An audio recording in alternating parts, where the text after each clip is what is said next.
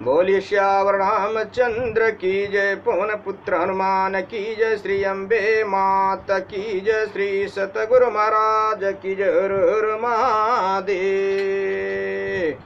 राजा राम राम राम सीता राम राम राम, राजा राम राम राम सीता राम राम राम, राजा राम राम राम सीता राम राम राम, राजा राम राम राम सीता राम राम राम, राजा राम राम राम सीता राम राम राम, राजा राम राम राम सीता राम राम राम, राजा राम राम राम सीता राम राम राम, राजा राम राम राम सीता राम राम राम, राजा राम राम राम सीता राम राम राम, राजा राम राम राम सीता राम राम राम, राजा राम राम राम सीता राम राम राम, राजा राम राम राम सीता राम राम राम, राजा राम राम राम सीता राम राम राम, राजा राम राम राम सीता राम राम राम।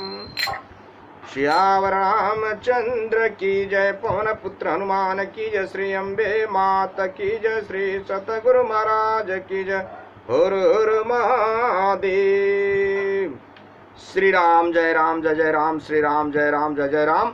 भगवान शंकर के आशीर्वाद से, प्रभु श्री राम जी के कृपा से, देवी माँ के आशीर्वाद से, सद्गुरु के कृपा से, श्री भक्तमाल कथा भाग 64 श्री श्रुतदेव जी की कथा है। कल आप लोगों ने अगले भाग में सुना 9 योगेश्वरों में श्री भगवान के द्वापर सलयुग सतयुग कलयुग में कैसा उनका रूप रंग रहता है, क्रांति बिंग, उसके बारे में आप लोगों ने सुना। अब आप श्री श्रुतदेव जी के बारे में कथा सुनिए। बड़ा अच्छा श्लोक है। देवा छत्राणि तीर्थानि दर्शन अस्पर्शन च शन पुनन्ति कालेन तद्यप्याह।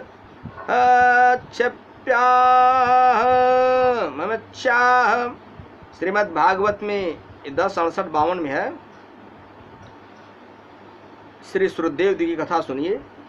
देवता पुण्य क्षेत्र और तीर्थ आदि तो धीरे धीरे बहुत दिनों में पवित्र करते हैं, परंतु महापुरुष अपनी दृष्टि से ही सबको पवित्र कर देते हैं। श्यावर रामचंद्र की जय।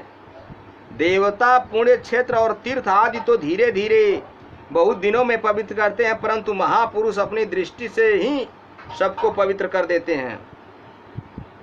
मिथिला में वहाँ के नरेश महाराज बाहुलस्व भगवान के भक्त अहंकारीन तथा प्रजावत्सल थे। उसी नगर में श्रुतदेव नाम के भगवान के परम भक्त निर्धन ब्राह्मण भी रहते थे। श्रुतदेव विद्वान थे, बुद्धिमान थे और गृहस्थ थे, किंतु वे अत्यंत शांत स्वभाव के थे। विषयों में उनकी तनिक भी आसक्ति नहीं थी। भगवान की भक्ति से ही वे संतुष्ट रहते थे। बिना मांगे जो कुछ मिल जाता उसी से वे जीवन निर्वाह करते थे।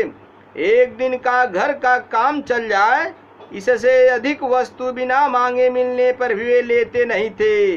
वे कल के लिए संग्रह नहीं करते थे। संध्या तर्पण देव आराधना आदि शास्त्र सम्मत अपना कर्तव्य विधि पूर्वक करते थे और भगवान की पूजा तथा ध्यान में लगे रहते थे। महाराज बाहुलस्व भी सदा भगवान के स्मरण पूजन में ही लगे रहते थे। भगवान को प्रसन्न करने के लिए महाराज यज्ञ दान एवं गौ ब्राह्मण तथा अतिथि का पूजन आदि बड़ी श्रद्धा से करते थे। सियावर रामचंद्र की जय। जब श्री सत्यभामा के पिता सत्राजीत को सतधनवा ने रात में छिपकर भवन में प्रवेश करके मार दिया, उस समय श्री राम कृष्ण द्वारिका में नहीं थे। समाचार पाकर वे हस्तिनापुर से आए। सतधनवा भय के मारे घोड़े पर बैठकर भागा। बलराम जी के साथ श्री कृष्णचंद्र ने उसका रथ में बैठकर पीछा किया। मिथिला नगर के बाहरी उपवन में पहुंचकर शतधन्वा मारा गया। उस समय श्री कृष्णचंद्र तो द्वारका लौट गए, किंतु बलराम जी मिथिला में महाराज बाहुलस्व के समीप चले आए। महाराज की भक्ति सेवा तथा प्रेम से प्रसन्न होकर द्वारिका से बार बार संदेश आते रहने पर भी श्री बलराम जी मिथिला में लगभग 3 वर्ष रह गए। फिर मिथिला नरेश को संतुष्ट करके वे द्वारका गए। श्यावर रामचंद्र की जय। जब महाराज बाहुलस्व और विप्र श्रुतदेव सुना कि भगवान श्री कृष्ण मिथिला के बाहरी उद्यान तक आकर लौट गए, तब से उनका हृदय व्याकुल रहने लगा। दोनों को ही लगा कि अवश्य हमारी भक्ति में, हमारे प्रेम में ही कमी है। भगवान तो दया सागर हैं, वे तो अकारण दया करते हैं। अवश्य हमें कोई बड़ी त्रुटि है, जिससे इतने समीप आकर भी भगवान ने हमें दर्शन नहीं दिए। सियावर रामचंद्र की जय। दोनों और भी प्रेम से भगवान की पूजा तथा उनके नाम जप में लग गए। सच्चे प्रेम का यही लक्षण है कि निराश होने से प्रेमी भक्त का भजन छूटता नहीं, उसे अपने में ही कुछ त्रुटि जान पड़ती है, इससे उसका भजन और बढ़ जाता है। श्यावर रामचंद्र की जय। ब्राह्मण सुरदेव तथा राजा बाहुलस्व पर कृपा करके उन्हें दर्शन देने के लिए श्री द्वारका नाथ रथ पर बैठकर मिथिला पधारे। भगवान के साथ देवर्षि नारद, वामदेव, अत्रि, व्यास जी, परशुराम, असित, अरुणी, सुखदेव जी, बृहस्पति, कण्व, मैत्रेय, च्यवन आदि ऋषि मुनि भी द्वारका से मिथिला आए। सियावर रामचंद्र की जय। भगवान के आने का समाचार पाकर सभी नगरवासी नाना प्रकार के उपहार लेकर नगर से बाहर आए और उन्होंने भूमि पर लेटकर भगवान को प्रणाम किया। राजा बाहुलस्व तथा ब्राह्मण श्रुतदेव दोनों को ऐसा लगा कि भगवान मुझ पर कृपा करने पधारे हैं, अतएव दोनों ने एक साथ भगवान को प्रणाम किया और फिर एक साथ हाथ जोड़कर अपने घर को पधारने की प्रार्थना की। सर्वज्ञ भगवान ने दोनों का भाव समझकर ऋषि मुनियों सहित 2 रूप धारण कर लिए। श्रुतदेव और बाहुलस्व दोनों के साथ वे उनके घर गए। प्रत्येक ने यही समझा कि भगवान मेरे ही घर पे पधारे हैं। श्यावर रामचंद्र की जय। विदेहराज जनक बाहुलस्व अपने राजभवन में भगवान को तथा ऋषियों को स्वर्ण के सिंहासनों पर बैठाकर उनके चरण धोए, विधि पूर्वक पूजा की।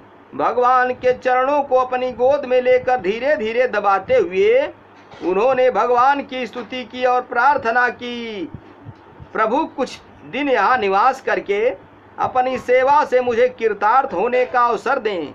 भगवान ने उनकी प्रार्थना स्वीकार कर ली। सियावर रामचंद्र की जय। दूसरी ओर श्रुतदेव अपनी कुटिया पर भगवान को लेकर पहुँचे। वे भगवान की कृपा का अनुभव करके प्रेम में इतने तन्मय हो गए कि सब सुधि बुद्धि भूल गए। अपना दुपट्टा फहराते उड़ाते हुए भगवान के मंगलमय नामों का कीर्तन करके नाचने लगे। जब कुछ देर में सावधान हुए तब कुश की चटाई, पीढ़ा, वेदिका पर आदि पर उनको सबको आसन दिए। कंगाल ब्राह्मण की झोपड़ी में सबके बैठने के लिए चटाई भी पूरी कहाँ से आती। श्रुतदेव ने भगवान के चरण धोए और वह चरणोदक मस्तक पर चढ़ाया। पूजा किस क्रम से करनी चाहिए वे इस बात को भूल ही गए। भगवान को कंद मूल तथा फल और खस पड़ा हुआ शीतल जल उन्होंने निवेदित किया। तुलसी के नीचे की सुगंधित मिट्टी ही उनके लिए चंदन था। दुर्वा दल, कुश, तुलसी दल और कमल के फूल, बस इतनी सामग्री थी उनके पास पूजा करने की। नहीं से उन्होंने भगवान की पूजा की। श्रुतदेव भक्ति के आवेश में आत्मविस्मित हो गए थे।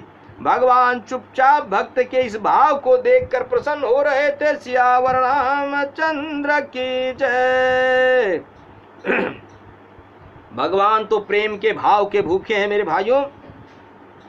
श्री श्रुतदेव के संबंध में प्रियदास जी जो कविता लिखा है वह इस प्रकार है। जिनहि के हरि नितौर बसै तिनहि की पदरेनु शयन दैन आभरण कीजिए। योगेश्वर आदि रस स्वाद में प्रवीण महाविप्र श्रुत देवता की बात कही दीजिए। आयो हरि घर देखी गया प्रेम भरी आयो ऊंचो करी पट फेर मती भीजिए। जीत साधु संगति न विनयन प्रसंग कियो उपदेश मोसो बाढ़ पावलीजिए। जिन भक्तों के हृदय में सदा श्री हरि वास करते हैं उनके चरणों की धूलि अखंड आनंद देने वाली है। सियावर रामचंद्र की जय। उसी को भूषण मानकर मस्तक पर धारण कीजिए। नौ योगेश्वर आदि सभी भक्त प्रेम रस के आस्वादन में परम चतुर हैं। उनमें से श्री श्रुतदेव ब्राह्मण की बात कहता हूँ। भगवान को घर में आया देखकर इनका हृदय प्रेम से भर गया। दोनों हाथों को ऊंचे उठाकर वस्त्र फिरा फिरा कर वे नाचने लगे। प्रेम में ऐसे मग्न हो गए कि श्री कृष्ण के समेत आए हुए साधु संतों का स्वागत सत्कार विनय प्रणाम आदि भी न कर सके। तब भगवान ने इन्हें सावधान करके उपदेश दिया कि ये संत मुझसे भी बढ़कर श्रेष्ठ हैं। इनके चरणों का अर्चन बंदन करो। सियावर रामचंद्र की जय। श्री श्रुतदेव जब पूजा करके स्तुति करके कुछ सावधान हुए तब भगवान ने उन्हें संतों का महात्म्य समझाया और ऋषियों का पूजन करने को कहा। अब तक श्रुतदेव जानबूझकर ऋषियों का पूजन न किया हो ऐसी बात नहीं थी। वे तो अपने को भूल गए। अब उन्होंने उसी श्रद्धा उसी सम्मान से प्रत्येक ऋषि का पूजन किया जिस प्रकार भगवान का पूजन किया था। सबको उन्होंने भगवान का स्वरूप ही मानकर उनकी सेवा की। श्रुतदेव जिस झोपड़ी में बैठने के लिए पूरे पीढ़े और चटाइयाँ नहीं थी उसी झोपड़ी में ऋषियों के साथ समस्तेश्वर स्वामी द्वारकानाथ प्रभु श्री कृष्ण उतने ही दिनों तक रहे जितनों दिनों तक वे जनक के राजमहल में रहे। एक कंगाल और एक राजाधिराज दोनों श्री कृष्णचंद्र के लिए समान हैं। यह उन्होंने वहाँ प्रत्यक्ष दिखा दिया। कुछ दिन वहाँ रखकर राजा बाहुलाश्व तथा ब्राह्मण श्रुतदेव से विदा लेकर वे द्वारका लौट आए। बाहुलस्व तथा श्रुतदेव उन आनंद कंद मुकुंद चिंतन करते हुए अंत में उनके धाम को प्राप्त हुए। सियावर रामचंद्र की जय। पवन पुत्र हनुमान की जय। मेरे भाइयों मेरे मित्रों मेरे बंधुओं ईश्वर सत्य है जगत मिथ्या है। बड़े भाग्य मानुष तन पावा सुर दुर्लभ संतन ग्रंथन गावा। ये मनुष्य का शरीर साक्षात मोक्ष का दरवाजा है। यह बड़े भाग्य से मिला है। इसे पा करके व्यर्थ न करें। भगवान की पूजा कहीं भी कैसे भी चलते फिरते उठते बैठते सोते जागते खाते पीते हर पल हर घड़ी कहीं भी कैसे भी करें। राम नाम कृष्ण नाम हरि नाम का जपन करें। भगवान का दर्शन स्पर्शन करें। संत सेवा गुरु सेवा ब्राह्मण सेवा शास्त्र सेवा करते हुए अपने जीवन का कल्याण करें। सियावर रामचंद्र की जय। आगे की कथा अगले भाग में। कथा विसर्जन हो तो सुनहु पवन कुमार राम लखन सीता सहित मों पर करहूं कल्याण।